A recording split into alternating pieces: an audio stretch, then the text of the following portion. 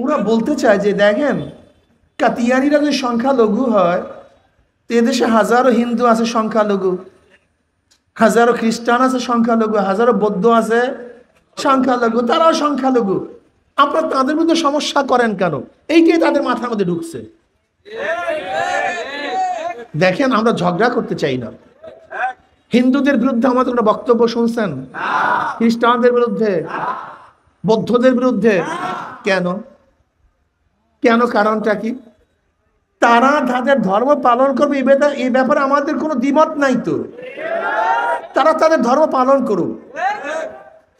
কিন্তু যদি কোনো হিন্দু মুসলিম নামে ধর্ম পালন করে, কোনো খ্রিস্টান যদি হিন্দু নামে ধর্ম পালন করে, কোনো খ্রিস্টান যদি বৌদ্ধের নামে ধর্ম পালন করে, বা বৌদ্ধ যদি খ্রিস্টানের নামে ধর্ম পালন করে, এটা ধর্ম পালন হয় না, ধোঁকাবাজি হয়। ব্যাপারটা এখানে। বিসমিল্লাহির রহমানির রহিম।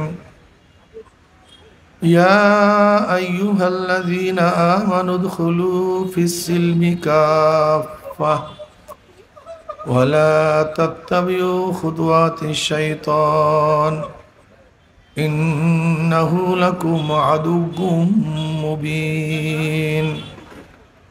সাদাকাল্লাহু মাওলানা আযীম ওয়া সাদাকা রাসূলুন নবিয়ুল কারীম।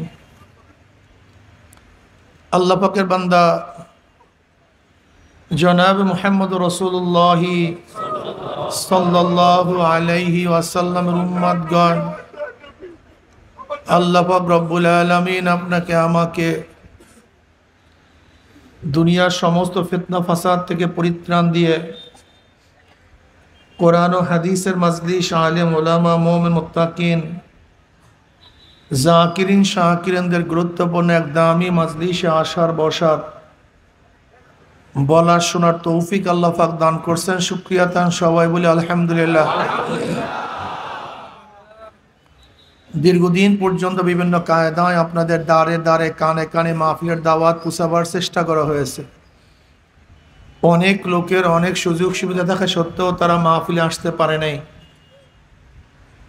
কতক কপাল পরা চার দোকানে আড্ডার মধ্যে লিপ্ত। এই যে দেখেন, এই মাহফিলের বাইরে যে মার্কেট, এই মার্কেটের মধ্যে কত লোক বেহুদা গল্প গুজবের মধ্যে ব্যস্ত, কেনা কাটার মধ্যে লিপ্ত।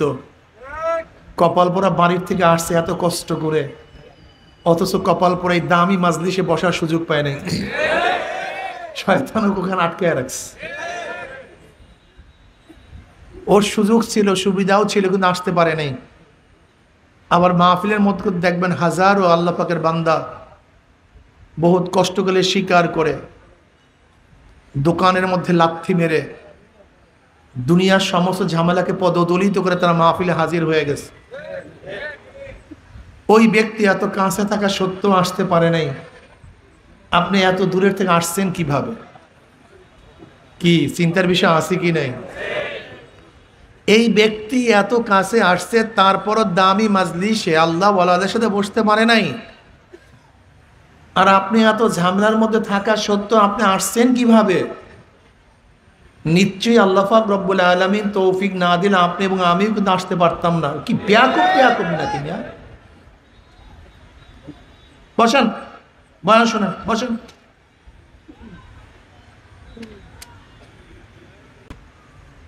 ওই ব্যক্তি এত কাছে থাকা সত্ত্বেও আসতে পারে নাই। আপনি এত দূরে থেকে আসছেন কিভাবে? নিশ্চয়ই আল্লাহ পাক রব্বুল আলামিন তৌফিক না দিলে আপনি এবং আমিও কিন্তু আসতে পারতাম না। যেই মাওলাই কারীম আপনাকে আমাকে ওই সমস্ত গাফিলদের অন্তর্ভুক্ত না করে এই মুমিন মুত্তাকিন, জাকিরিন শাকিরিনদের গুরুত্বপূর্ণ এক দামি মাজলিসে আসার বসার, বলা শোনার তৌফিক আল্লাহ পাক দান করছেন। আমরা বেজার না খুশি? যারা আমরা খুশি হলাম, খুশির সাথে সবাই বলে আলহামদুলিল্লাহ। খুশির আওয়াজ হয়েছে তো বেজারের আওয়াজ হয়েছে।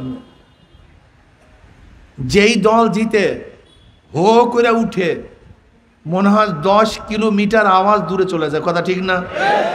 কারণ খুশির আওয়াজ। ওমর ইবনে খাত্তাব রাদিয়াল্লাহু তাআলা আনহু যেই দিন মুসলমান ইসলাম গ্রহণ করছেন, ঈমান আনছেন, সাহাবায়ে কেরাম রিদওয়ানুল্লাহি তাআলা আলাইহিম আজমাইন এমন ভাবে আল্লাহু আকবারের ধ্বনি দিছে, হেরেমের মধ্যে আওয়াজ পৌঁছে গেছে। কারণটা কি? জোরে বলেন, কারণটা কি? খুশির আওয়াজ আসতে হয় না জোরে হয়? যে মাওলাই কারীম আপনাকে আমাকে দামি মাজলিসে আসার, বসার, বলার, শোনার তৌফিক দান করছেন, আমরা বেজার না খুশি? যারা আমরা খুশি হলাম, খুশির সাথে আবার বলে আলহামদুলিল্লাহ। এই মাজলিস অনেক গুরুত্বপূর্ণ, অনেক দামি। আমি সবসময় জিকিরের মাজলিসকে ধোলাই কারখানা বলি। ধোলাই কারখানা যখন জামা কাপড় দেওয়া হয়, জামা কাপড়গুলি ময়লা থাকে, কারখানা যখন ফেরত দেয় পরিষ্কার, ময়লার কোনো চিহ্ন থাকে না। এখানে যখন ঢুকছিলাম আমল নামায় গুনার বহুত ময়লা ছিল, আল্লাহ পাক কবুল করলে মাজলিস থেকে বের হয়ে যাবে, গুনাহ সব সাফ হয়ে যাবে, সব পরিষ্কার। বুখারীর মধ্যে দীর্ঘ এক রওয়ায়াত আসছে, জিকিরের মাজলিসকে কেন্দ্র করে আল্লাহ পাক বিভিন্ন প্রশ্ন এবং জবাব দেওয়ার পরে সিদ্ধান্ত দেন, উশহিদুকুম আন্নী কাদ গাফারতু লাহুম, ফেরেশতারা সাক্ষী থাক, গোটা মাজলিসের বান্দাদের গুনাহ খাতা সব মাফ করে দিয়েছে। এরপর কিন্তু সবাই সুবহানাল্লাহ পড়ে নেই। এমনি আপনার গুনাহ মাফ হবে কিভাবে? একবার সুবহানাল্লাহ পড়ছেন, আমল নামায় 1000 নেকি লেখা হয়ে যাবে, 1000 গুনাহ ঝরে যাবে। ইন্নাল হাসানাতি ইউযহিবনাস সাইয়্যাত, নেকি গুনাহকে মিটায়া দেয়। ইউযহিবনা শব্দের অর্থ হলো এই, নেকি গুনাহকে এইভাবে মিটায় মনে হয় যেন সেই ব্যক্তি কোনোদিন গুনাহই করে নাই। যেরকম ময়লা কাপড় ভালো মতো ধৌত করলে মনে হয় যেন কোনোদিন ময়লাই লাগে নাই। বন্দা যখন ঈমানকে মজবুত করে, তওবা করে, নেক আমল করে, তখন আল্লাহ পাক শুধু গুনাহ মাফই করেন না, সমস্ত গুনাহকে আল্লাহ পাক নেকের দ্বারা পরিবর্তন করে দেন। ইল্লা মান তাবা ওয়া আমানা ওয়া আমিলা আমালান সালিহান ফাউলাইকা ইউবাদদিলুল্লাহু সাইয়্যাতিহিম হাসানাত ওয়া কানা আল্লাহু গফুরার রহিমা। যদি ঠিক মতো ঈমান আনতে পারো, তওবা করতে পারো, নেক আমল করতে পারো, আল্লাহ পাক শুধু গুনাহ খাতা মাফ নয়, সমস্ত গুনাহকে নেকের দ্বারা। এই কোথেকে আপনি নজর কোন দিকে? আমি অর্ধেক বললে বাকিটা বলেন না কেন? আল্লাহ পাক শুধু গুনাহ খাতা মাফ নয়, বরং গুনাহকে কিসের দ্বারা? মাশাআল্লাহ।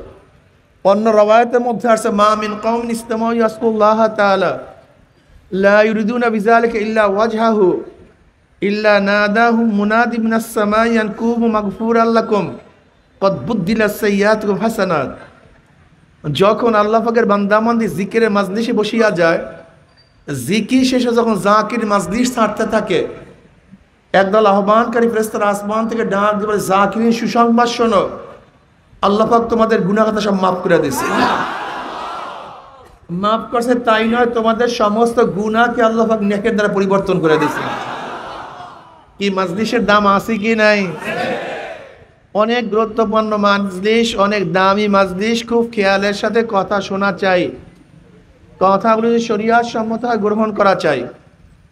মাজলিস অনেক গুরুত্বপূর্ণ, অনেক দামি, খুব খেয়ালের সাথে কথা শোনা চাই।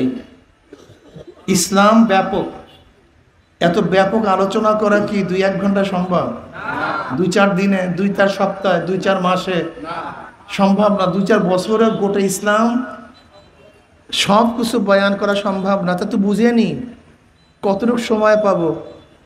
এর মধ্যে কিছু আলোচনা করো, মৌলিক আলোচনা, শুধু উৎসাহিত করার জন্য, একটু ধারণা দেওয়ার জন্য। আপনি ভাববেন না আমি গোটা বয়ান করে ফেলব ইসলামের, এটা আমার জন্য সম্ভব না, সেই সময়ও নাই, এলেমও নাই। যেহেতু সংক্ষিপ্ত কথা, কাজে খুব খেয়ালের সাথে কথাগুলি শোনা চাই। আমি যে আয়াত শরীফ তেলাওয়াত করছি, আল্লাহ পাক কালামে পাকের মধ্যে ফরমান, ইয়া আইয়ুহাল্লাযীনা আমানু দুখুলু ফিস-সিলমি কাফা ওয়া লা তাত্তাবিউ খুতুওয়াতিশ শাইতান ইন্নাহু লাকুম আদুউম মুবিন। হে ঈমানদারেরা, তোমরা ইসলামের মধ্যে পরিপূর্ণ প্রবেশ করো, অনুসরণ ইত্তেবা করিও না শয়তানের। কেন? সে তোমাদের গোপন ও প্রকাশ্য দুশ্মন। ঈমান কি জিনিস? যদি কোনো ব্যক্তি শুধু নবী আলাইহিসসালাতু ওয়াসসালামকে না মেনে আল্লাহকে বিশ্বাস করে, সে ব্যক্তি কি মুমিন হবে? ইহুদিরাও কিন্তু আল্লাহকে মানে। ইহুদিরা আল্লাহকে মানে কি মানে না? কিন্তু জনাব মুহাম্মদ রাসূলুল্লাহ সাল্লাল্লাহু আলাইহি ওয়াসাল্লামকে তারা মানে না। খ্রিস্টানরা আল্লাহকে মানে, কিন্তু আমার নবীকে মানে না। বুঝাতে পারিনি? যদি কেউ আল্লাহকে মানে, জান্নাত জাহান্নাম মানে, তাতেই সে মুমিন না। বরং আল্লাহকে মানতে হবে, জাহান্নামকে জান্নাতকে মানতে হবে, মিজানকে মানতে হবে, তাকদীরকে মানতে হবে, কিয়ামতকে মানতে হবে, ফেরেশতাদেরকে মানতে হবে, আল্লাহ নবীদেরকে মানতে হবে, তাদের উপরে অবতীর্ণ কিতাবকে মানতে হবে। কি কথা ঠিক না? এক ব্যক্তি আল্লাহকেও মানে, নবীকেও মানে, কিন্তু নবীকে শেষ নবী হিসেবে মানে না, সে কি মুমিন? সেও কাফের। খুব ভালো মতো বুঝবেন। জনাব মুহাম্মদ রাসূলুল্লাহ সাল্লাল্লাহু আলাইহি ওয়াসাল্লামের দুইটা গুণ। কয়টা গুণ? তিনি নবী এবং নবী ঈসা, কিন্তু শেষ নবী। নবী মূসা নবী, কিন্তু নবী ইব্রাহিম নবী, কিন্তু নবী নূহ নবী, কিন্তু নবী আদম নবী, কিন্তু জনাব মুহাম্মদ রাসূলুল্লাহ সাল্লাল্লাহু আলাইহি ওয়াসাল্লাম নবী ও, এটা মনে রাখতে হবে। গুণ দুইটা তার। আমার নবী শুধু একটা গুণ না, দুইটা গুণ। যদি কেউ একটা গুণ মানে আর একটা গুণ না মানে, তাহলে সে আমার নবীকে মানলেন না, সেও মুমিন না কাফের? এটা মনে রাখতে হবে, খুব ভালো মতো বুঝবেন। সংক্ষিপ্ত কথা, আল্লাহকেও মানতে হবে, আল্লাহ নবীকেও জনাব মুহাম্মদ রাসূলুল্লাহ সাল্লাল্লাহু আলাইহি ওয়াসাল্লাম মানতে হবে। এবং কি হিসাবে মানতে হবে? আমার নবীর পরে নবী নাই, এটা সংসদে আইন চাই, এই স্লোগান আমাদের কিয়ামত পর্যন্ত থাকবে ইনশাআল্লাহ। নবীকে যারা শেষ নবী মানবে না, তারা কি ভাই? আসলে অনেক প্রশাসন বুঝতেই চায় না কাদিয়ানীদের সাথে আমাদের ব্যাপারটা কোন জায়গায়। ওরা বলতে চায় যে দেখেন, কাদিয়ানীরা যদি সংখ্যালঘু হয়, এদেশে হাজারো হিন্দু আছে সংখ্যালঘু, হাজারো খ্রিস্টান আছে সংখ্যালঘু, হাজারো বৌদ্ধ আছে সংখ্যালঘু, তারাও সংখ্যালঘু। আপনারা তাদের মধ্যে সমস্যা করেন কেন? এইটাই তাদের মাথার মধ্যে ঢুকছে। দেখেন, আমরা ঝগড়া করতে চাই না। হিন্দুদের বিরুদ্ধে আমাদের কোনো বক্তব্য শুনছেন? খ্রিস্টানদের বিরুদ্ধে, বৌদ্ধদের বিরুদ্ধে? কেন? কেন? কারণটা কি?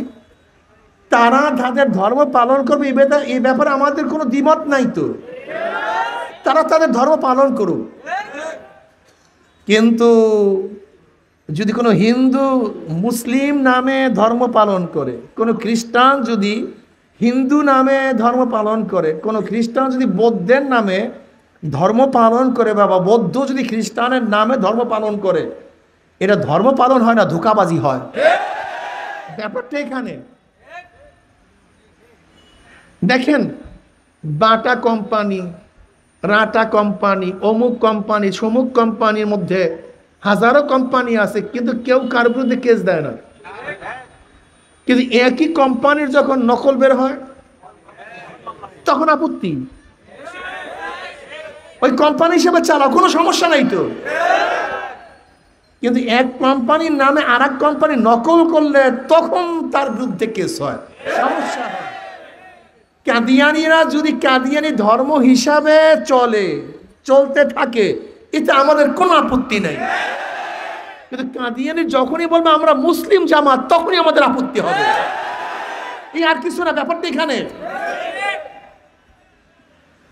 যদি বলে কাদিয়ানীরা ভিন্ন সম্প্রদায়, বাস চলুক, চলতে থাকুক, জনসভা করুক, মিছিল করুক, মিটিং করুক, সব করুক, আমাদের কোনো আফসোস নেই, কোনো আপত্তি নেই।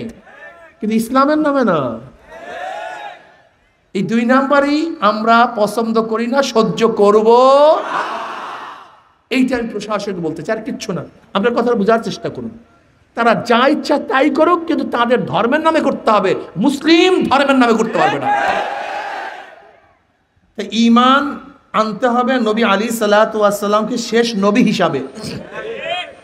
আনোয়ার শাহ কাশ্মীর রহমতুল্লাহ আলাইহি বলেন, যদি কোনো ব্যক্তি নবী আলী সাল্লাল্লাহু আলাইহি ওয়াসাল্লামের বিশ্বাস রেখে তার আনিত সমস্ত আহকামকে বিশ্বাস এবং না মানে, সে মুমিন না। এর জন্য জনাব মুহাম্মদ রাসূলুল্লাহ সাল্লাল্লাহু আলাইহি ওয়াসাল্লামের উপরে বিশ্বাস রেখে তার আনিত সমস্ত আহকামাতের উপর বিশ্বাস রাখতে হবে। যদি মনে করেন তাকে মানি কিন্তু তার এই বিধান মানি না, তাকে মানি তার এইটা মানি না, তাকে মানি তার এইটা মানি না, সে মুমিন না।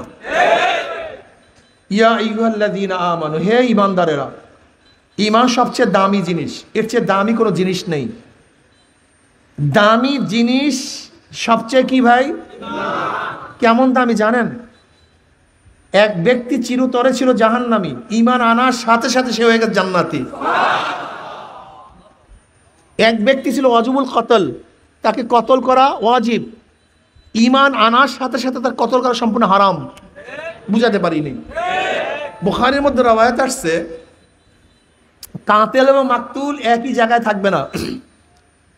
যুদ্ধের ময়দানে যে ব্যক্তি কাতিল কতল করবে আর যে ব্যক্তি কতল হবে, আল্লাহ পাক এই 2 ব্যক্তিকে এক জায়গায় রাখবেন না। তাহলে কে কোন জায়গায় থাকবে? মুমিন কোথায় থাকবে আর বেঈমান কোথায় থাকবে? কাতিল এবং মাকতুল একই জায়গায় কখনোই থাকবে না। আপনি যুদ্ধের ময়দানে এক কাফেরকে কতল করার জন্য তরবারি উঠাইছেন, কতল করবেন, হঠাৎ সে বলছে লা ইলাহা ইল্লাল্লাহ মুহাম্মাদুর রাসূলুল্লাহ, এখন কতল করা সম্পূর্ণ হারাম। এই মাত্র ছিল ওয়াজিব, এখন ঈমান। এত দামি জিনিস, যাকে কতল করা ছিল ওয়াজিব, ঈমান আনার সাথে সাথে তাকে কতল করা কি হয়ে গেছে? হারাম হয়ে গেছে। আল্লাহু আকবার। দেখেন, যাকে বিবাহ করা সম্পূর্ণ হারাম ছিল, ঈমান আনার সাথে সাথে তাকে বিবাহ করা কি হয়ে গেছে? জোরে বলেন। যার জন্য সম্পত্তি জায়েজ ছিল, মিরাস ওয়ারিস জায়েজ ছিল, কিন্তু বেঈমান হওয়ার সাথে সাথে সমস্ত মিরাস কি হয়ে গেছে? বাতিল হয়ে গেছে। ঈমান সবচেয়ে দামি। এত দামি জিনিস যা চিন্তা করতে পারবেন না। ঈমান কেমন দামি আল্লাহ পাক ঘোষণা দেন, ওয়াল্লাযীনা আমানু আশাদ্দু হুব্বাল লিল্লাহ, যারা মুমিন তারা আল্লাহকে সবচেয়ে বেশি মহব্বত করে। মুমিনরা কাকে বেশি মহব্বত করে? আল্লাহ পাক ডাইরেক্ট ঘোষণা দেন, আল্লাহু ওয়ালিয়ুল্লাযীনা আমানু, আল্লাহু ওয়ালিয়ুল্লাযীনা আমানু, যারা মুমিন আল্লাহ পাক তাদের বন্ধু। ডাইরেক্ট ঘোষণা দিয়েছেন আল্লাহ পাক, আল্লাহু ওয়ালিয়ুল্লাযীনা আমানু, আল্লাহু ওয়ালিয়ুল্লাযীনা আমানু, আল্লাহ বন্ধু ওই সমস্ত লোকদের যারা কি আনছে? ঈমান। বসেন, এই লোকটা ডিস্টার্ব করবে খুব মারাত্মক।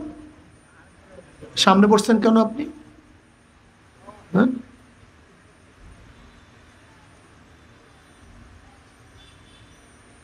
আল্লাহ ডাইরেক্ট ঘোষণা দিচ্ছেন, ডাইরেক্ট আল্লাহ নিজে বলেন আল্লাহ বন্ধু কাদের?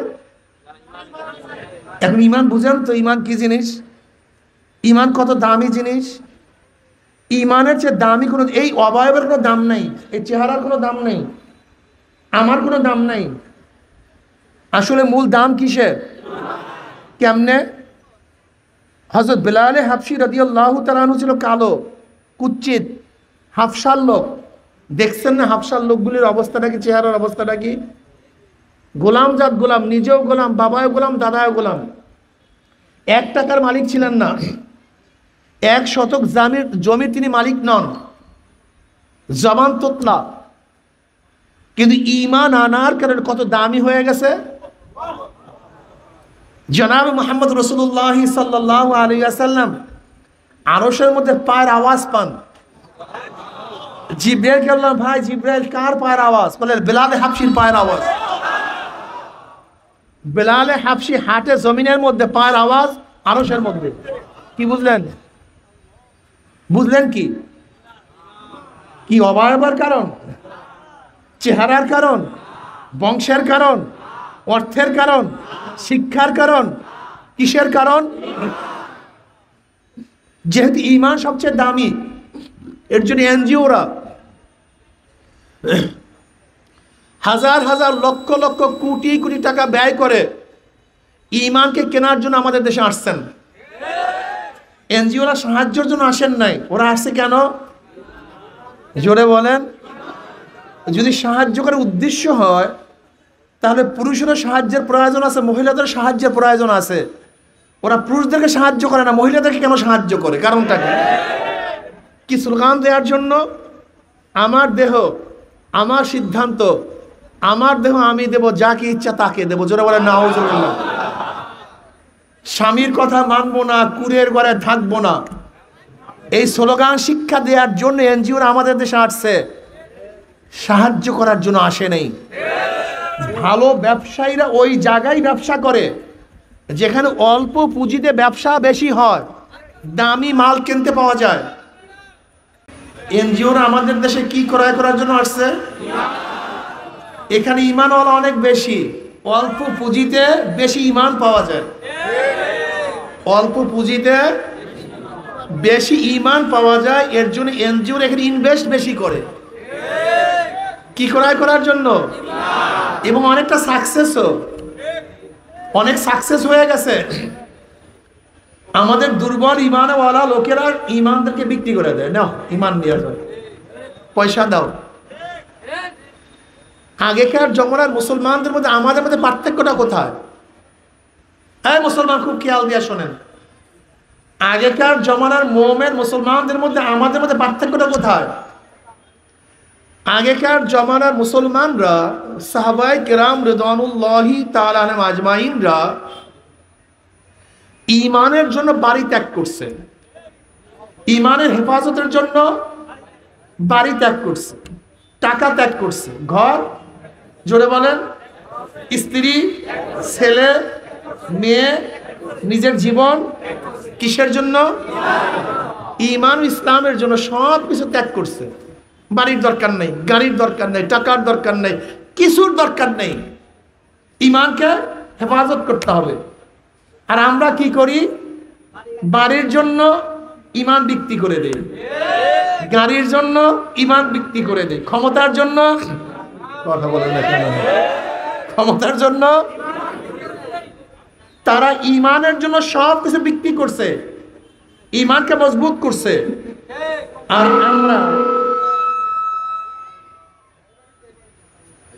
আর আমরা দুনিয়ার জন্য সব কিছু ত্যাগ করি, ঈমানকে ত্যাগ করি, ইসলামকে ত্যাগ করি। আল্লাহ আমাদের সবাইকে মাফ করে দেন। জানি না ফেরাউনের স্ত্রী আসি আলাইহিস সালাতু ওয়াস সালাম, ফেরাউনের স্ত্রী আসি আলাইহিস সালাতু ওয়াস সালাম কার স্ত্রী? ফার্স্ট লেডি, পুরা মিশরের বাদশা। কেমন বাদশা? ফেরাউনের মতো শক্তিধর বাদশা গোটা দুনিয়ার মধ্যে নেই। ৮০,০০০ বনি ইসরায়েলের শিশু সন্তানকে হত্যা করছে, লেকিন কেউ প্রতিবাদ করছে এরকম কোন ইতিহাস পাওয়া যায় না। বোঝেন কেমন শক্তিধর? ৭০,০০০ শিশু সন্তানকে হত্যা করছে, কিন্তু প্রতিবাদ করার ক্ষমতা নাই। এখন যদি আমেরিকার প্রেসিডেন্টও কোনো বাচ্চাকে নির্বিচারে হত্যা করে, গোটা দুনিয়ার মধ্যে আন্দোলন উঠবে, আন্দোলনের ঝড় উঠবে। কিন্তু ফেরাউনের বিরুদ্ধে কেউ আন্দোলন করার সাহসও পায় নাই। ফার্স্ট লেডি আসি আলাইহিস সালাতু ওয়াস সালাম, স্বর্ণের খাট, চাকরানি নাকরানির কোনো অভাব নেই, সুখ শান্তির কোনো, সম্মান ইজ্জাতের কোনো অভাব নেই। আসি আলাইহিস সালাতু ওয়াস সালাম ঈমান আনছে। ফেরাউন খোদা দাবি করছে, আনা রব্বুকুল আলা, আমি বড় খোদা। এবং জনগণ বলতেছে, ফেরাউন তুমি তো খোদা দাবি করছো, তোমার স্ত্রী তো তোমাকে খোদা মানে না, আগে তোমার স্ত্রী তোমাকে খোদা মানুক, তারপর আমার কাছে আসো, তারপরে আমাদেরকে দাওয়াত দাও। ফেরাউন বলছে আসলেও তো ঠিক, যদি ঘরওয়ালাই আমাকে খোদা না মানে তা কি খোদা মানবে? জনাবে মুহাম্মদ রাসূলুল্লাহ সাল্লাল্লাহু আলাইহি ওয়াসাল্লামকে প্রথম কে নবী মানছেন? আম্মাজান আয়েশা হযরত খাদিজা কুবরা রাদিয়াল্লাহু তাআলা আনহা যখন জনাবে মুহাম্মদ রাসূলুল্লাহ সাল্লাল্লাহু আলাইহি ওয়াসাল্লাম আম্মাজান খাদিজা কুবরা রাদিয়াল্লাহু তাআলা আনহার কাছে গিয়ে বললেন, এই অবস্থা জাম্বিলুনি ফাজাম্বিলুহা, তখন জনাব মুহাম্মদ রাসূলুল্লাহ সাল্লাল্লাহু আলাইহি ওয়াসাল্লাম আম্মাজান আয়েশাকে সব কিছু খুলে বললেন। তখন কি বললেন? কাল্লা ওয়াল্লাহ মা ইউখজিকাল্লাহু আবাদা ইন্নাকা লা তাসিলুর রাহিমা ওয়া তাহমিলুল কাল্লা ওয়া তাকসিবুল মা'দুমা ওয়া তাকরুদ দাঈফা ওয়া তুঈনু আলা আন-নওয়াইবিল হক ওয়া তুঈনু আন-নওয়াইবিল হক, যে আল্লাহ পাক আপনাকে কোনো অবস্থায় অপদস্থ করবেন না, অপমানিত করবেন না। এই সান্ত্বনা কে দিয়েছিলেন? আম্মাজান খাদিজা কুবরা রাদিয়াল্লাহু তাআলা আনহা। প্রথম ঈমান তিনি আনছেন। মনে রাখতে হবে, মুসলমানদের মধ্যে পুরুষ মহিলাদের মধ্যে সর্বপ্রথম ঈমান আনছেন খাদিজা কুবরা রাদিয়াল্লাহু তাআলা আনহা। মুরব্বী পুরুষের মধ্যে সর্বপ্রথম ঈমান আনছেন আবু বকর সিদ্দিক রাদিয়াল্লাহু তাআলা আনহু। বালকদের মধ্যে সর্বপ্রথম ঈমান আনছেন আলীউল মুর্তজা রাদিয়াল্লাহু তাআলা আনহু। কি কথা ঠিক না? জনাবে মুহাম্মদ রাসূলুল্লাহ সাল্লাল্লাহু আলাইহি ওয়াসাল্লাম ঈমান আনছেন তার স্ত্রী। আর ফেরাউনকে তার স্ত্রী অস্বীকার করছে, আমি তোমাকে খোদা মানি না, তোমাকে স্বামী মানি কিন্তু খোদা মানি না। এবার ফিরাউন ক্ষিপ্ত হয়ে গেছে, আসিয়া তুমি আমাকে যদি খোদাই না মানো, কি আমাকে খোদা মানবে? তুমি আমাকে খোদা মানো। আসিয়া বলছে, আমি তোমাকে স্বামী মানি কিন্তু খোদা মানি না। বলে আসিয়া আমি তুমি তালাক দিয়ে দেবো। বলে তালাকের বিরহ বেদনা সহ্য করব কিন্তু খোদা মানব না। অথচ আজকে আমাদের মুসলিম মেয়েরা বেঈমানদের সাথে প্রেম করিয়া চলিয়া যায়। অথচ আসিয়া ছিল কাফেরের স্ত্রী, তালাক সহ্য করছে কিন্তু ঈমান কি বিক্রি করে নাই। ফেরাউন বলতেছে, আমি তোমাকে তালাক দিয়ে শেষ করব না, আমি তোমাকে কষ্ট দেব, নির্যাতন করব। আসিয়া আলাইহিস সালাতু ওয়াস সালাম বললেন, কষ্ট সহ্য করতে না পারলে মারা যাব কিন্তু খোদা মানব না। এবার ফেরাউন ক্ষিপ্ত হয়ে গেছে। ফেরাউন বলল কি, আসিয়াকে উত্তপ্ত বালুর মধ্যে চিত করে বুকের উপরে পাথর চাপা দিয়া শোয়া রাখো। প্রচন্ড গরম, বালু উত্তপ্ত, বুকের মধ্যে পাথর, নড়াচড়া করতে পারে না, কথাও বলতে পারে না। আসিয়া আলাইহিস সালাতু ওয়াস সালাম শুধু মুখের মধ্যে কি বলে, আহাদ আহাদ আহাদ, আমার আল্লাহ এক, আমার আল্লাহ এক, আমার আল্লাহ, আমার আল্লাহ এক। ফেরাউন তার উজিরকে বলছে, দেখো আসিয়া মনে হয় কষ্ট সহ্য করতে না পারি আমাকে খোদা মানছে। আসিয়া আলাইহিস সালাতু ওয়াস সালামের মুখের কাছে কান লাগাইয়া শুধু শুনে আসিয়া বলছে, আহাদ আহাদ, আমার আল্লাহ এক, আমি অন্য কাউকে খোদা মানি না। এবার ফেরাউন ক্ষিপ্ত হয়ে গেছে। ফেরাউন বলতেছে, আসিয়াকে শুলের মধ্যে চড়াইয়া দাও। স্বাভাবিক শুলে চড়াইলে হবে না, আসিয়াকে সমস্ত মানুষ এসে উলঙ্গ করিয়া ফেলাও।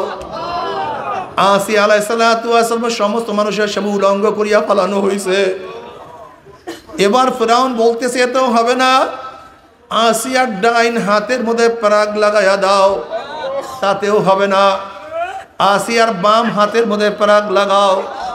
ডাইন পার মধ্যে পরাগ লাগাও, বাম পার মধ্যে পরাগ লাগাইয়া দাও।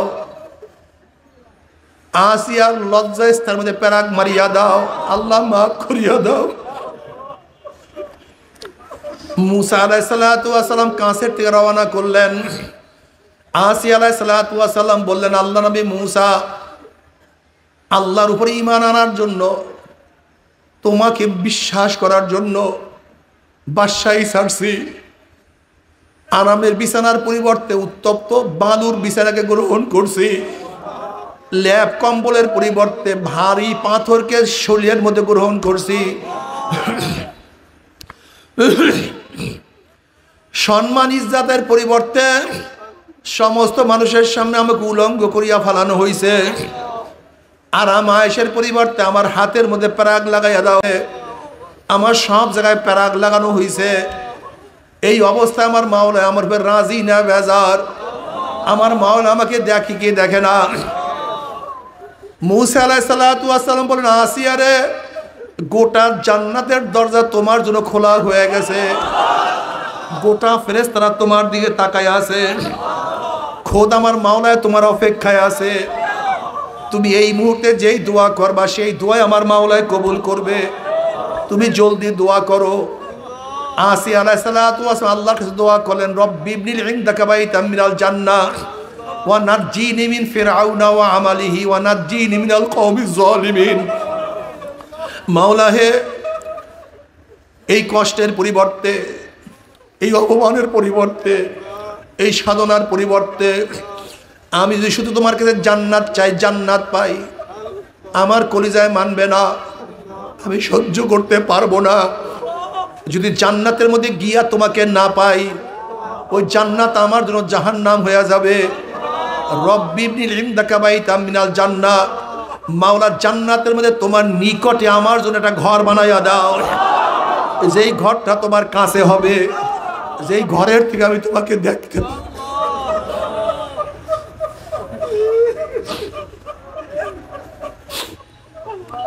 জান্নাতের মধ্যে তোমার নিকটে একটা ঘর বানাইয়া দাও, যেই ঘর থেকে আমি তোমাকে দেখতে পারবো। মুফাসসিরিন কেরাম বলেন, আসিয়া আলাইহিস সালাতু ওয়াস সালাম দোয়া করার সাথে সাথে আল্লাহ পাক বলেন, আসিয়া তাকায়া দেখ, তোর জন্য ঘর তৈয়ার হয়ে গেছে।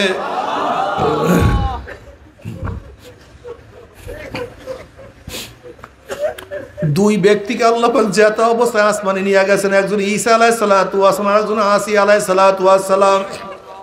এ আমার পর্দালে মা বোনেরা, আসিয়া আলাইহিস সালাতু ওয়াস সালাম মাওলাকে পাওয়ার জন্য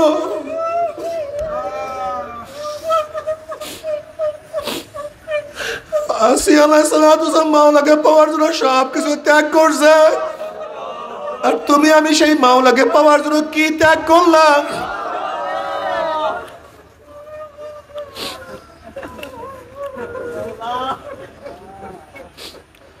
এ আমার মা বোনেরা, সুমাইয়া রাদিয়াল্লাহু তাআলা আনহা ইসলামের মধ্যে সর্বপ্রথম শহীদ। আল্লাহ,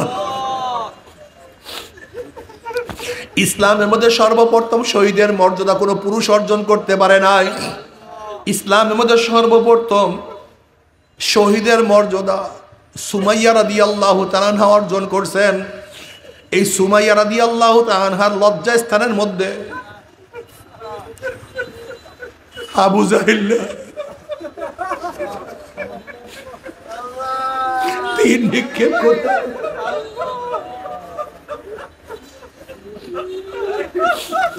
দুনিয়ার থেকে বিদায় হয়ে গেছে, ঈমান ত্যাগ করে না, ঈমান ত্যাগ করে না, ঈমান ত্যাগ।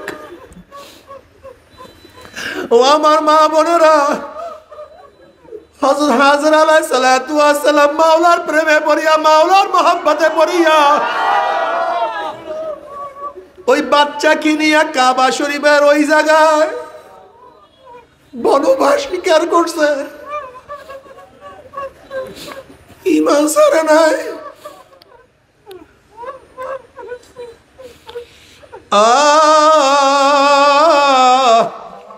আসিয়া আলাইহিস সালাতু ওয়াস সালামের কত ত্যাগ, ফেরাউনের সেই লিউন্ডি, সেই বান্দি ঈমান আনার জন্য তাকে আগুনের মধ্যে জ্বালাইয়া দেওয়া হয়েছে, তৈলের মধ্যে ভাজা করিয়া ফালাইছে, কিন্তু ঈমান ত্যাগ করে নাই। ও মুসলমান বাবারা, নবী ইব্রাহিম আলাইহিস সালাতু ওয়াস সালামকে নমরুদ আগুনের মধ্যে ফালাইয়া দিছে, ঈমান ত্যাগ করে নাই। নবী মুসা আলাইহিস সালাতু ওয়াস সালাম মিশর থেকে ভাগাইয়া দিছে, ঈমান ত্যাগ করে নাই। আমার নবী আলাইহিস সালাতু ওয়াস সালামকে কত রক্তাক্ত করছে, তায়েফের ময়দানে কত রক্ত ঝরাইছে, ঈমান ছাড়ে নাই। 3 বছর শিয়াবে আবু তালেবের মধ্যে অবরুদ্ধ করিয়া রাখছে। সেখানে মুসলমান মেয়েরাও ছিল, না খাইতে খাইতে তাদের বুকের স্তন শুকাইয়া গেছে। বাচ্চারা দুধ না পাইয়া ঠাট্টা মারিয়া চিল্লান দিয়েছে, ঈমান ত্যাগ করে না। ও যুবক বাবারা, এ আমার মুসলমান যুবক বাবারা, ও মুসলমান যুবক বাবারা, খুব ভালো মতো বোঝার চেষ্টা করো। যদি ইসমাইল আলাইহিস সালাতু ওয়াস সালাম মাত্র অল্প বয়সে ফালাম্মা বালালা মাহু সাইয়া, মাত্র যখন বাবার পিছনে পিছনে হাঁটা শুরু করছে, বাবার কাজে কিছুটা সাহায্য করা শুরু করছে, তার মানে 7, 8, 9 বছর বয়স যখন ইসমাইল আলাইহিস সালাতু ওয়াস সালামের হয়ে গেছে, সেই ইসমাইল আলাইহিস সালাতু ওয়াস সালাম মাওলার প্রেমে পড়িয়া যদি ছুরির নিচে নিজের গর্দানকে ঝুঁকাইয়া দিতে পারে, তুমি আমি সেই মাওলাকে পাওয়ার জন্য কি ত্যাগ করলাম? কোনো ত্যাগ করি না। আজকে 5 ওয়াক্ত নামাজ পড়তে পারি না। যখন জনাবে মুহাম্মদ রাসূলুল্লাহ সাল্লাল্লাহু আলাইহি ওয়াসাল্লাম হিজরত করবেন, জনাবে মুহাম্মদ রাসূলুল্লাহ সাল্লাল্লাহু আলাইহি ওয়াসাল্লামের বিছানার মধ্যে হযরত আলীউল মুর্তজা রাদিয়াল্লাহু তাআলা শোয়াইয়া নবী আলাইহিস সালাতু ওয়াস সালামের চাদর দিয়ে আবৃত করিয়া রওনা করছে। কাফেররা নবী আলাইহিস সালাতু ওয়াস সালামকে খোঁজার জন্য যখন আসছে, আলী রাদিয়াল্লাহু বলেন, আমি নিশ্চিত ছিলাম যে আমি দুনিয়াতে বাঁচব না, নবীকে না করি আমাকে তারা হত্যা করবে।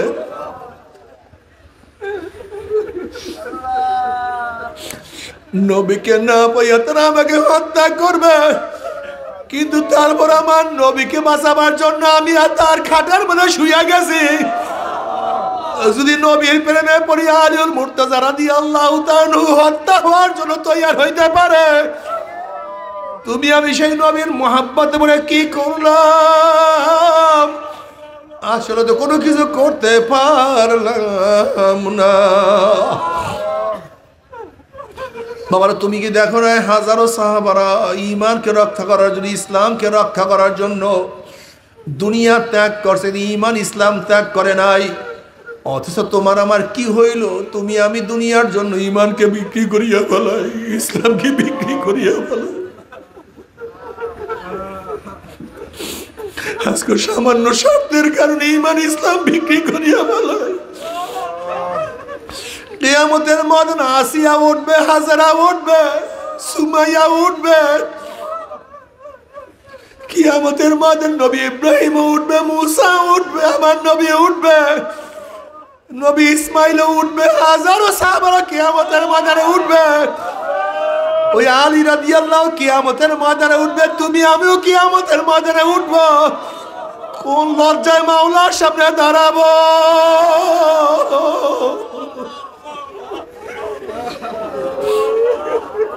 কোন লজ্জায় দাঁড়াবো?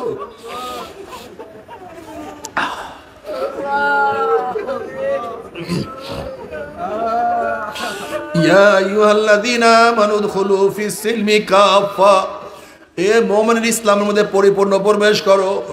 আজকে ইসলাম তোমার কাছে আমার কাছে ভালো লাগে না। আজকে মুসলমান অনুযায়ী মাথা সাজাই না, আজকে ইসলাম অনুযায়ী চেহারাকে সাজাই না, ইসলাম অনুযায়ী আমি পোশাক পরি না, ইসলাম অনুযায়ী আমার ঘরকে আমি সাজাই না, ইসলাম অনুযায়ী আমার মেয়েকে আমি সাজাই না, ইসলাম অনুযায়ী আমার ছেলেকে আমি সাজাই না, ইসলাম অনুযায়ী আমার দলকে আমি সাজাই না, ইসলাম অনুযায়ী আমার নেতাকে আমি মানি না। অথচ আল্লাহ ইয়া আইয়ুহাল্লাযীনা আমানু উদখুলু ফিস-সিলমি কাফা, এ মুমিন ইসলামের মধ্যে পরিপূর্ণ প্রবেশ করো। তোমার নামের মধ্যে ইসলাম থাকা চাই, তোমার শৈলের মধ্যে ইসলাম থাকা চাই, তোমার চেহারার মধ্যে ইসলাম থাকা চাই, তোমার দলের মধ্যে ইসলাম থাকা চাই। তোমার চেহারা ইসলাম অনুযায়ী, কিন্তু তোমার দল তো ইসলাম অনুযায়ী হয় নাই। তোমার চেহারা তো ইসলাম অনুযায়ী, কিন্তু তোমার নেতার মধ্যে ইসলাম নাই। তুমি পরিপূর্ণ ইসলামের মধ্যে প্রবেশ করতে পারো নাই। জনাবে মুহাম্মদ রাসূলুল্লাহ সাল্লাল্লাহু আলাইহি ওয়াসাল্লাম ফরমান, আল মারউ মা মান আহাব্বা ওয়া লাহু মা কাতাসাবা। দুনিয়াতে যে যাকে মুহাব্বত করবে, যে যাকে নেতা মানবে, কিয়ামতের ময়দানে সে তার সাথী হয়ে যাবে। যারা দুনিয়ার মধ্যে Karl Marx, Mao Tse Tung, Abraham Lincoln, Socrates, Plato, অ্যারিস্টটলকে নেতা মানবা, যারা শেখ সাহেবকে নেতা মানবা, জিয়াউর রহমানকে নেতা মানবা, এরশাদকে নেতা মানবা, বর্তমান প্রাইম মিনিস্টারকে নেতা মানবা, প্রাক্তন প্রাইম মিনিস্টারকে নেতা মানবা, যে যাকে নেতা মানবা, কিয়ামতের ময়দানে নেতারা সামনে থাকবে, অনুসারীরা পিছনে থাকবে। নেতারা যেখানে যাবে অনুসারীরাও সেখানে চলে যাবে। আর যারা আল্লাহর রসুলকে নেতা মানবা, আলেম ওলামাকে নেতা মানবা, আল্লাহর কসম কিয়ামতের ময়দানে আল্লাহর হাবিব আমাদের সামনে থাকবে, ওলামায়ে কেরাম আমাদের সামনে থাকবে। তারা যেখানে চলে যাবে আমরাও সেখানে চলে যাব ইনশাআল্লাহ। আল মারউ মা মান আহাব্বা ওয়া লাহু মা কাতাসাবা। জনাবে মুহাম্মদ রাসূলুল্লাহ সাল্লাল্লাহু আলাইহি ওয়াসাল্লাম ফরমান, মান তাশাব্বাহা বিকওমিন ফাহুয়া মিনহুম। যার সাথে যার মুহাব্বত তার সাথে তার কিয়ামত, যার সাথে যার মুহাব্বত তার সাথে তার কিয়ামত। যারা নবীকে মুহাব্বত করবা নবীর সাথে কিয়ামত হয়ে যাবে। যারা নবীকে মুহাব্বত করবা, সুন্নাত অনুযায়ী চলবা, কবরে যাওয়ার পরে জনাবে মুহাম্মদ রাসূলুল্লাহ সাল্লাল্লাহু আলাইহি ওয়াসাল্লামের রওজার সাথে সুরাক হয়ে যাবে, রাস্তা হয়ে যাবে। ফেরেশতারা প্রস্তর মান হাজার রজুল, চেন ওই ব্যক্তিকে। যুবক দেখবেন নবীর মাথার সাথে তার মাথার মিল, নবীর চেহারার সাথে তার চেহারার মিল, নবীর পোশাকের সাথে তার পোশাকের মিল, নবীর দলের সাথে তার দলের মিল, নবীর নীতি আদর্শের সাথে তার নীতি আদর্শের মিল, নবীর সাথে তার নেতার মিল। অমনি বলবে যে আমার নবী জনাব মুহাম্মদ রাসূলুল্লাহ সাল্লাল্লাহু আলাইহি ওয়াসাল্লাম আমার মাওলার ডাক দিয়ে সাদাকা দি, আমার বান্দা সত্য কথা বলছে। ওয়া আফরুশুল ফরাশা মিনাল জান্নাহ ওয়াল বিসু মিনাল জান্নাহ, আমার বান্দা বান্দির গার মধ্যে জান্নাতের পোশাক লাগায়া দে, জান্নাতের বিছানা বিছায়া দে, জান্নাতের নাজ নিয়ামতের দ্বারা গোটা কবরটাকে ভরিয়া দে। আল্লাহ তুমি কবুল করিয়া নাও। কিন্তু যারা নবীর সাথে সম্পর্ক রাখবে না, দেখবেন নবীর মাথার সাথে তার মাথার কোনো মিল নাই, নবীর চেহারার সাথে তার চেহারার মিল নাই, নবীর পোশাকের সাথে তার পোশাকের মিল নাই, নবীর নীতি আদর্শের সাথে তার কোনো মিল নাই, নবীর দলের সাথে তার দলের মিল নাই, নবীর সাথে তার নেতার মিল নাই। ওই নাফরমান আমার নবীকে চিনতে পারবে না। নাফরমান বলবে হ্যাঁ হ্যাঁ লাদিরি, আমি ওনাকে চিনি না, ওনার সাথে আমার কোনোই সম্পর্ক নাই। উম্মি আমার মাওলায় বলবে কাযাবা আদুবুল্লাহ, আমার দুশ্মন মিথ্যা কথা বলছে। এ কবরের মাটি চাপ দে, অমনি কবরের দুই পাশের মাটি এত জোরে চাপ মারবে, চাপের চড়ে এক পাজরে হাঁটি আর এক পাজরে লাগাইয়া ফালাইবে। এ ফেরেশতারা কবরের মধ্যে আগুন ধরাইয়া দে, অমনি গোটা কবরটা আগুনে ভরিয়া যাবে। আল্লাহ মাফ করিয়া দাও, আল্লাহ আল্লাহ তুই আমাদের সবাইকে মাফ করিয়া দাও। এ সাপ জড়াইয়া ধর, অমনি ৯৯টা সাপ আসিয়া নাফরমানকে প্যাঁচ মারবে। আল্লাহ আল্লাহ তুই আমাদের সবাইকে ক্ষমা করিয়া দাও। আযাবুল কবরে হকুন, কবরে আযাব সত্য, কোনো সন্দেহ নাই। বাবারে তুমি কি বুখারীর মধ্যে রওয়ায়াত দেখো নাই? আসমা বিনত আবু বকর রাদিয়াল্লাহু তাআলা আনহুমা রওয়ায়াত করেন, জনাবে মুহাম্মদ রাসূলুল্লাহ সাল্লাল্লাহু আলাইহি ওয়াসাল্লাম খুতবা দেওয়ার জন্য দাঁড়াইলেন। নবী আলাইহিস সালাতু ওয়াস সালাম যখন কবরের বয়ান শুরু করলেন, দাজ্জাল মুসলিমুনা দাজ্জাতান, তখন মুসলমানদের মধ্যে এমন হায়বাস শুরু হয়ে গেছে, চিল্লা চিল্লি শুরু হয়ে গেছে, এমন কান্নাকাটি শুরু হয়ে গেছে। নাসাই রওয়ায়াতের মধ্যে আসছে, রাবি বলতে আছে সাহাবাদের কান্নাকাটির কারণে আমি নবীর বয়ান শুনতে পাইতেছিলাম না, নবী কি আলোচনা করতেছিল আমি তা শুনতেছিলাম না। যখন নবী আলাইহিস সালাতু ওয়াস সালাম বয়ান শেষ, কান্নাকাটিও শেষ হয়ে গেছে, চিল্লাচিল্লি বন্ধ হয়েছে, আমি কাছের একজনকে প্রশ্ন করলাম নবী এমন কি বয়ান করছে যে এই বয়ান শোনার সাথে সাথে সাহাবাদের মধ্যে এরকম চিল্লাচিল্লি শুরু হয়েছে? তখন ওই ব্যক্তি বলতে আছে নবী শুধু বয়ান করছে অচিরেই কবরের মধ্যে দাজ্জালের ফিতনার মতো ফিতনার সম্মুখীন হইতে হবে। এই বয়ান শোনার সাথে সাথে সাহাবাদের মধ্যে চিল্লাচিল্লি শুরু হয়ে গেছে। অথচ আজকে কবরের বয়ান শুনলে তোমার আমার চোখের মধ্যে পানি আসে না। এ মুসলমান বাবারা, আযাবুল কবরে হক, কোন খবরে আযাব সত্য, কোনো সন্দেহ নাই। আমি একবার খুলনায় মাহফিলে গেলাম, এক ব্যক্তি তার ছেলেকে তার সাথে নিয়ে আমার সাথে দেখা করার জন্য আসছে। ওই ব্যক্তি বলছে, হুজুর আমার ছেলেটা হাফেজ, দেখেন আমার ছেলেটা কি বলে। আমি বললাম, বাবা তুমি কি বলতে চাও বলো। বলে, হুজুর আমার বাড়ির দরজা একটা কবরস্থান, আমি সন্ধ্যার পরে ঘরের থেকে নামছি, হঠাৎ যখন কবরের দিকে নজর দিলাম তখন দেখি কবরের মধ্যে আগুন। আল্লাহ তুমি মাফ করিয়া দাও।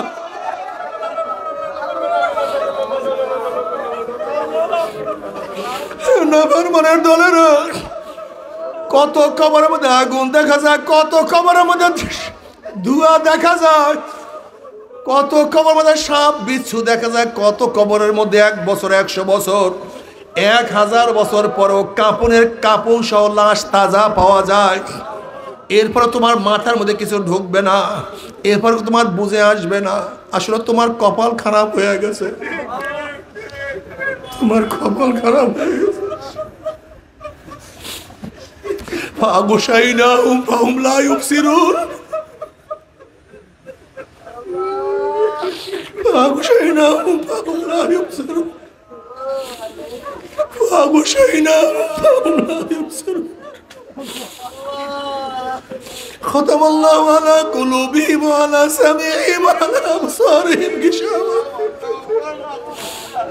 ওয়া সাওয়াউন আলাইহিম আনজারতাহুম আম লাম তুনজিরহুম লা ইউমিনুন।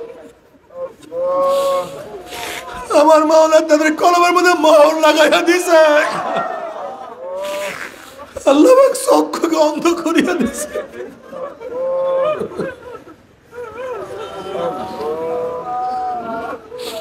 ও আমার যুবক বাবারা, ও আমার মুরব্বী বাবারা, বাবারে, ইমাম গজালি রাহমাতুল্লাহ আলাইহি বলেন, গরিবের তুলনায় বড় লোকদের কবরের শাস্তি 70 গুণ বেশি অনুভব হবে। যখন বড় লোকদের শাস্তি শুরু হয়ে যাবে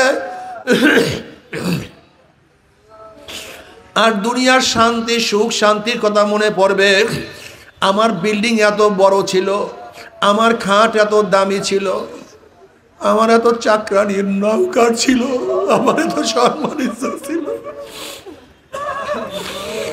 আমার দস্তারখানে এত ধরনের কারখানা ছিল। দুনিয়ার যখন সুখ শান্তির কথা মনে পড়বে, ওইদিকে গুর্জের বাড়ি শুরু হয়ে যাবে, তখন এত কষ্ট লাগবে, ওই কষ্ট সহ্য করতে পারবে না। আল্লাহ আল্লাহ তুই আমাদের সবাইকে মাফ করে দাও।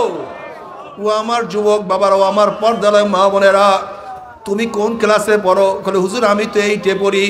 তুমি কি দেখো না কত 8-এর সন্তান আমার মাওলার পাগল, তুমি কেন পারবা না?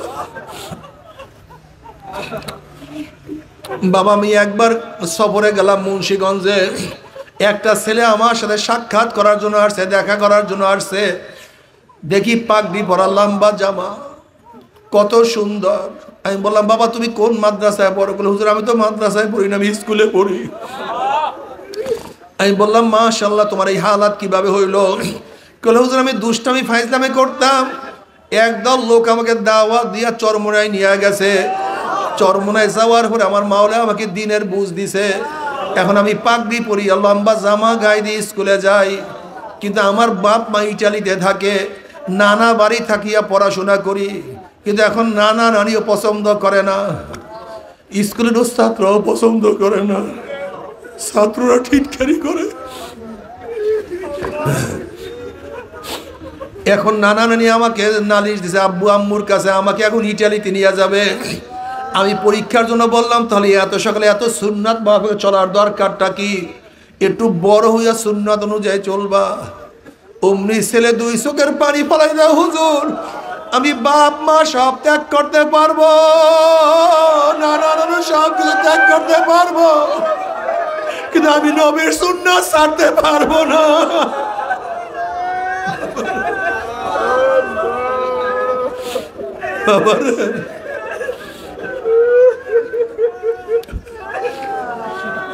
আমার কিছু না,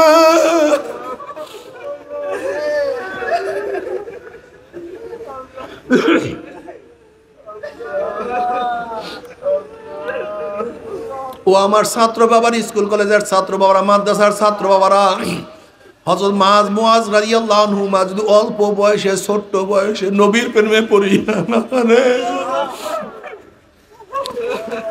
বুখারীর মধ্যে রওয়ায়াত আছে, আব্দুর রহমান আউফ রাদিয়াল্লাহু তাআলা ফরমান, আমি যুদ্ধের ময়দানে ডাইন দিকে বাম দিকে তাকায় দেখি দুইটা ছোট বাচ্চা। আমি চিন্তা করলাম আমার দুই পাশে দুইজন যদি ভালো যোদ্ধা থাকতো আমার জন্য খুবই সহজ হইতো, ভালো হইতো, উপকার হইতো। আমি মনে মনে চিন্তা করতেছিলাম। এই চিন্তার মধ্যেই একটা ছেলে আমাকে ডাক দিয়ে বলে, চাচা আপনি কি আবু জেহেলকে চিনেন নাকি? বলে হ্যাঁ চিনি তো, তা তোমার দরকারটা কি? বলে মক্কায় আমার নবীকে কষ্ট দিছে।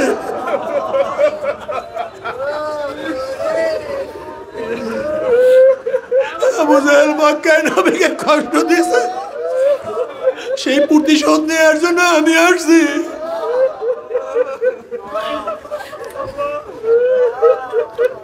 আমি আশ্চর্য হয়ে গেছি। এই কথা বলার সাথে সাথে আমি হঠাৎ আবু জেহেলকে দেখলাম। আমি বললাম, ওই যে দেখো আবু জেহেল, উঁচা ঘোড়ার মধ্যে লম্বা মাথা, ওই যে নেতৃত্ব দিচ্ছে ওইটাই আবু জেহেল। আব্দুর রহমান আউফ রাদিয়াল্লাহু ফরমান, আমি বলার সাথে সাথে দেখলাম আমার দুই পাশ থেকে বাজ পাখির মতো দুইটা সন্তান আবু জেহেল ঝাঁপাইয়া পড়ছে।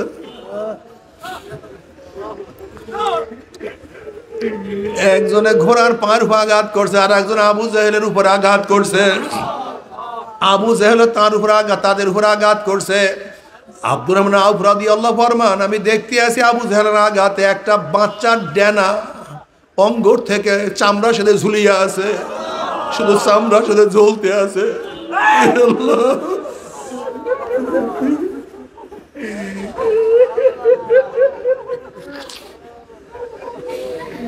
আমি দেখি ওই চামড়ার ঝোলার কারণে বাচ্চাটা এখন আর যুদ্ধ করতে পারতে আছে না। হঠাৎ আমি দেখলাম ওই বাচ্চাটা ওই পাউটা, ওই হাতটাকে পার নিচে নিয়ে ঝাটকা মারিয়া সিরিয়া ফেলাইছে।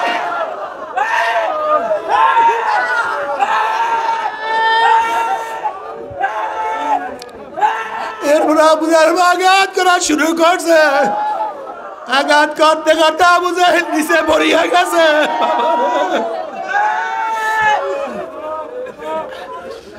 ও মুসলমান সন্তানেরা, তোমাদের পূর্বসূরীদের ইতিহাস কি আর তোমাদের ইতিহাস কি রে বাবা?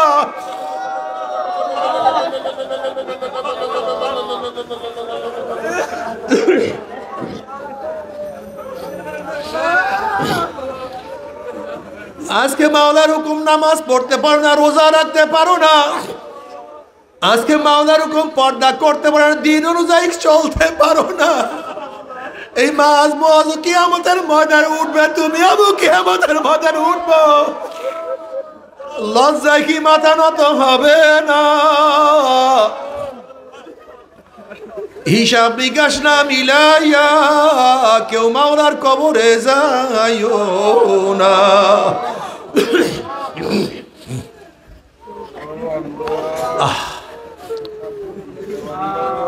আজকে মুসলমান সন্তান নামাজ পড়ে না, অথচ জনাবে মুহাম্মদ রাসূলুল্লাহ সাল্লাল্লাহু আলাইহি ওয়াসাল্লাম ফরমান, আল ফারকু বাইনাল আবদি ওয়াল কুফরি তারকুস সালাহ।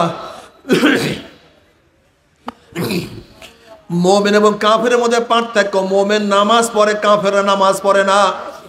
মুমিন আল্লাহর সামনে দাঁড়ায়, কিন্তু বেঈমানরা আল্লাহর সামনে দাঁড়ায় না। মুমিন আল্লাহর সামনে নত হয়, রুকু দেয়, কিন্তু বেঈমানরা রুকু দেয় না। মুমিন তার চার আঙ্গুল কপালটা আমার মাওলার কুদরতি পায়ের মধ্যে ঠেকাইয়া সেজদা করে, কিন্তু বেঈমানরা সেজদা করে না। এক কথায় মুমিন নামাজ পড়ে, বেঈমান না নামাজ পড়ে না। আজকে হাজারো মুসলমানের সন্তানরা নামাজ পড়ে না।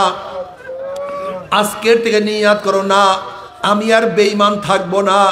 আজকের থেকে নামাজ আর কাজা করব না ইনশাআল্লাহ। কে কে নিয়াত করবো? নারা তাকবীর। হাতটাকে পুরা উঁচা করো, মাওলাকে দেখা, মাওলা রে,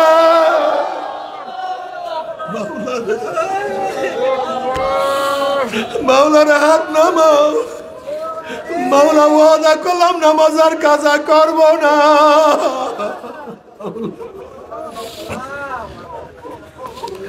বাবার এক ওয়াক্ত নামাজ কাজা করলে, ইচ্ছা করিয়া কাজা করলে 2,88,00,000 বছর জাহান্নাম ভোগ করতে হবে।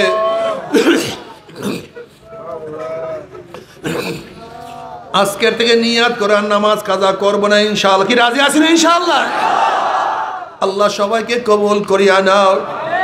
ও আমার বাবারা, মুসলমান বাবারা, যারা কিয়ামতের ময়দানে উঠবে বিশ্বাস করো, নবী আলাইহিস সালাতু ওয়াস সালাম সুপারিশ করবে বিশ্বাস করো। হাজারো হাদিসের মধ্যে আসছে জনাবে মুহাম্মদ রাসূলুল্লাহ সাল্লাল্লাহু আলাইহি ওয়াসাল্লাম যখন তোমাকে দেখবে আর তুমিও তাকে দেখবা, যদি দেখো আমার নবীর চেহারায় দাড়ি, তোমার চেহারায় দাড়ি নাই, তখন তো তোমার লজ্জায় মাথা নত হয়ে যাবে। আর তোমার চেহারায় দাড়ি না দেখলে আমার নবীর কলিজায় ব্যথা লাগিয়া যাবে, আমার নবী কষ্ট পাবেন, তুমিও লজ্জা পাবা। কাজে আজকের থেকে মনকে বুঝরে, মন কিয়ামতের ময়দানে আল্লাহর হাবিবকে কষ্ট দেব না, তার কলিজায় ব্যথা দেব না, আমিও লজ্জায় মাথা নত করব না।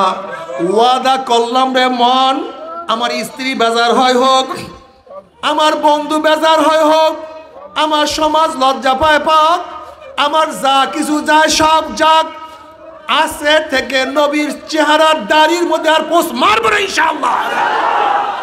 কে কে নিয়াত করতে পারে? নারা তাকবীর। আল্লাহ তুমি সবাইকে কবুল করিয়া নাও।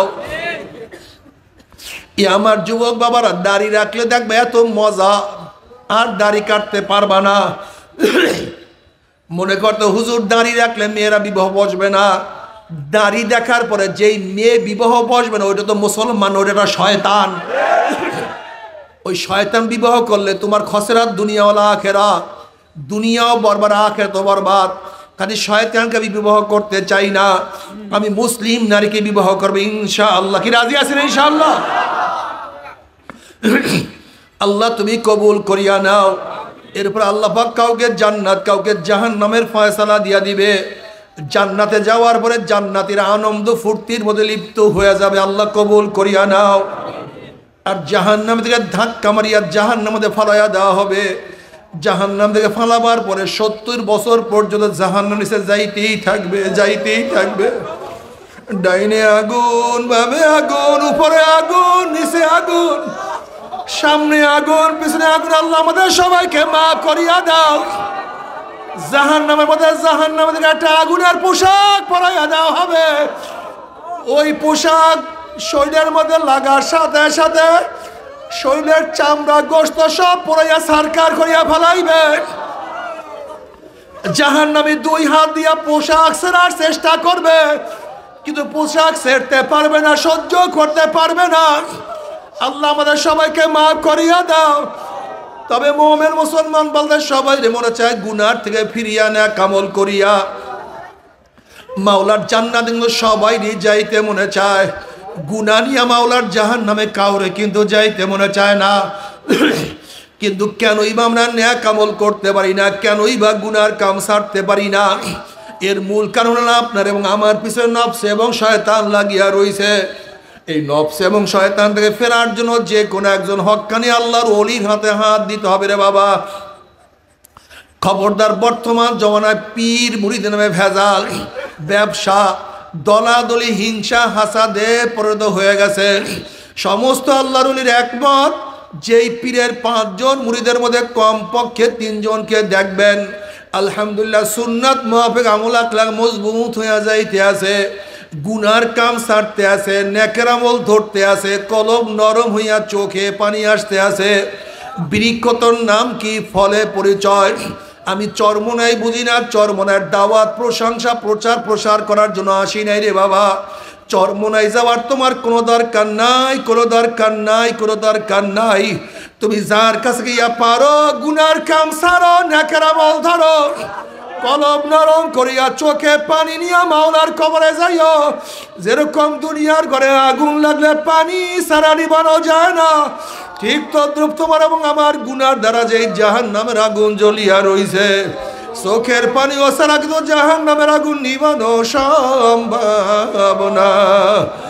কাজী বাবা আমার জন্য দোয়া চাই, আমিও দোয়া করি, সবাই সবার জন্য প্রাণ খুলিয়া দোয়া করো যেন কিয়ামতের ময়দানে গলাগলি বাঁধিয়া মাওলা একসাথে জান্নাতে যাওয়ার তৌফিক দিয়া দেয়। আল্লাহুম্মা আমিন, আল্লাহুম্মা আমিন। আমার পর্দার